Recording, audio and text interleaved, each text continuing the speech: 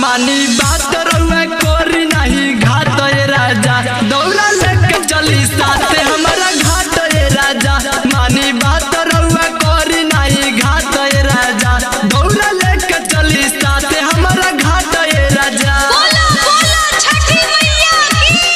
जय कोरी नहीं घाट ए राजा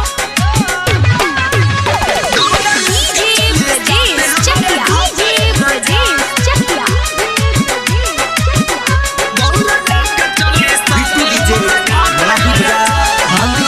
दौरा सजावे में बान कौन कमी देखी न जाता रीति मना के मम्मी दौरा सजावे में बान कौन कमी देखी न जाता री किसनवा के मम्मी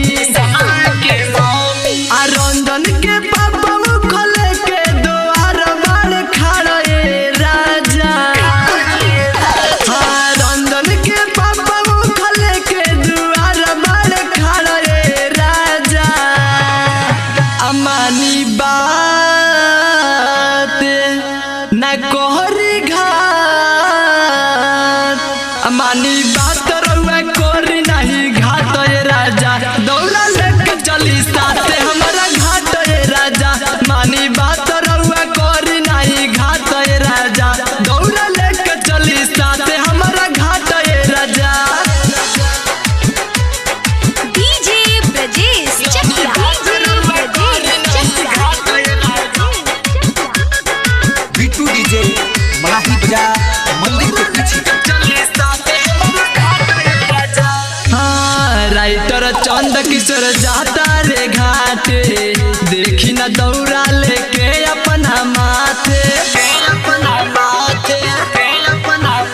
हाँ, आशिक निरंजन देव राजा ले घाटे